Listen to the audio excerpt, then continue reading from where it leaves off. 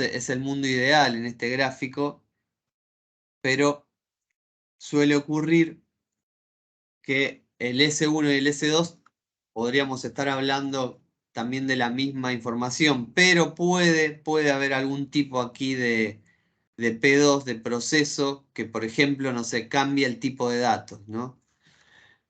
A un dato esperado, a un tipo de datos que tenga más correlación con la fuente, en vez de que esté más orientado a no tener fallas en el proceso.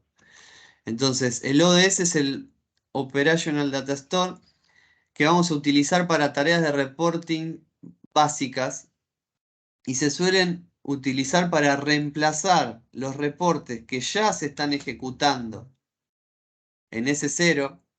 Ustedes seguramente van a encontrarse que hay sistemas que registran transacciones y sobre esas mismas bases de datos, esas mismas transacciones, hay un reporte corriendo. Eso es en origen directamente, antes de implementar el Data Warehouse. Entonces acá lo que se plantea es, bueno, si yo ya me traje la información a S1, a S2 y es una copia, no le hice nada, ¿por qué no apuntar un reporte que está tirando contra la base de datos de origen acá directamente? Tengo un doble beneficio.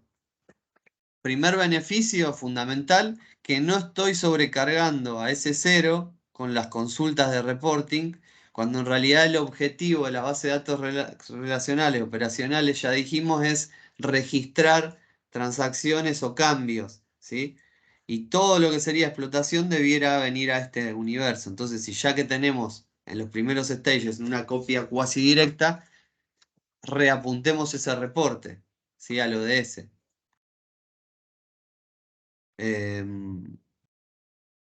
Y por otro lado, también nos aseguramos que es la puerta de entrada del S3 o del modelo de Data Warehouse. Entonces hay una consistencia, vamos a poder rápidamente en un mismo ambiente ver si después de una transformación a mi modelo de Data Warehouse, donde nos encontramos con todos esos tipos de problemas que describimos eh, hace 10 minutos, ahí, acá sí ya vamos a hacer integración, encoding, transformaciones, ¿sí? Agregaciones, ya vamos haciendo distintas cosas. Entonces acá sí, ya en el diseño de Data Warehouse no tenemos la misma estructura, el mismo tipo de datos, inclusive que en origen, como que en esta copia que tenemos acá. Entonces nos va a servir también para tener una prueba cruzada de origen y el modelo del warehouse. Acá sí ya aplicamos, según cómo diseñemos el warehouse, algún tipo de normalización. Ya tenemos un modelo físico al que responde nuestro data warehouse.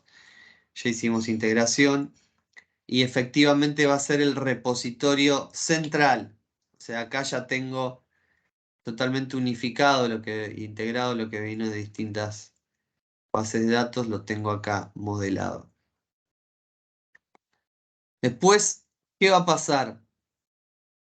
Va a pasar, porque la naturaleza, digamos, es así, y digamos, es algo empírico, que una vez que ustedes tengan el Data Warehouse, la información ya está en el Data Warehouse, inclusive hicieron algunas transformaciones, algún modelado, van a venir distintos grupos de usuarios de distintas gerencias a solicitarnos algo particular que necesitan ellos.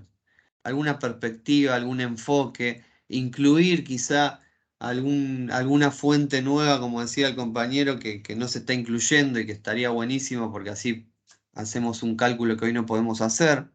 Bueno, eso ya tiene una pinta de datamart, es decir, vamos a construir una pequeña porción de data warehouse que está enfocada al usuario, a las necesidades de esa gerencia, ¿sí?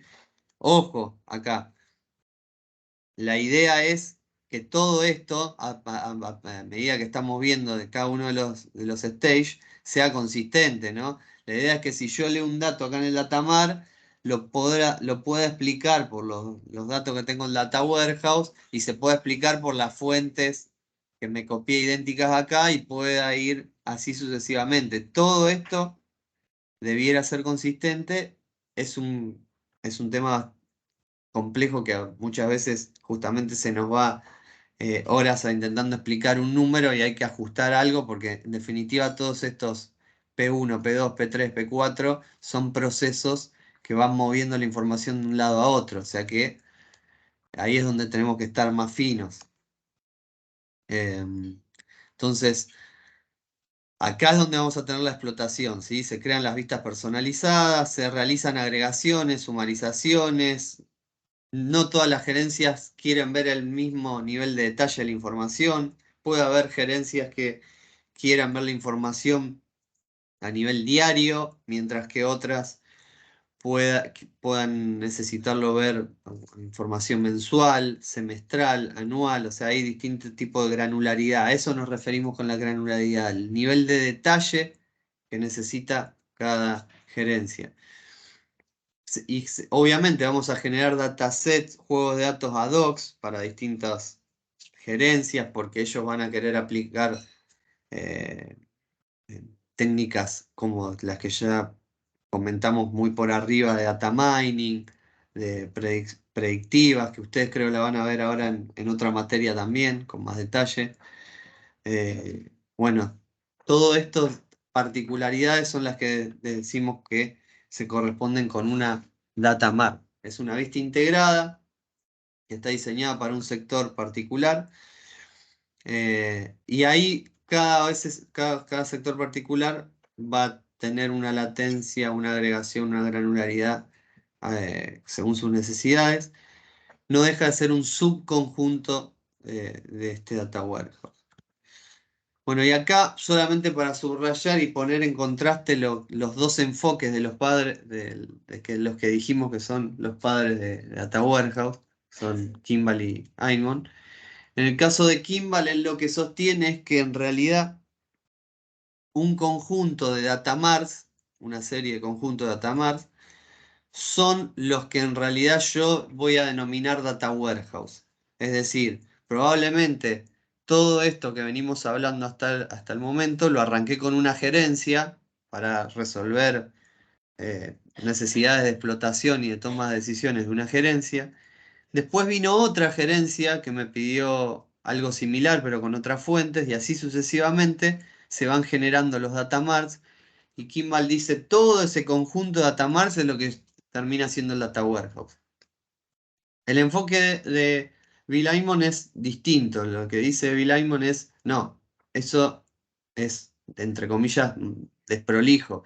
Yo considero que en un entorno, en una organización, lo que tenemos que hacer es definir todas las dimensiones posibles de análisis y perspectivas de todas las gerencias que tenemos en nuestra organización, las diseñamos y en todo caso vamos progresivamente, iterativamente, construyendo cómo vamos a alimentar cada parte del warehouse y cómo vamos a personalizar esas perspectivas para las gerencias en distintos datamar. Pero yo lo tengo que pensar como un todo para después ir cargándolo e ir respondiendo con distintas perspectivas. Lo que suele pasar en la práctica, como siempre, cuando tenemos un blanco y un negro, es que se dé un gris. Que probablemente lo que pasa es que cuando arranca un proyecto de diseño de Data Warehouse, hay un proyecto, por así decirlo, sponsor, una gerencia sponsor, por el cual arranca todo este entramado y el trabajo de Data Warehouse, que a su vez después eso genera que otras gerencias vayan surgiendo necesidades y vayamos pensando en cómo expandirlo y después se generen perspectivas para cada uno de grupos de usuarios que quieren ver una partecita de ese data warehouse. O sea que puede ser un enfoque híbrido, el que se dé en la realidad en general. ¿Alguna duda hasta ahora? ¿Cómo venimos con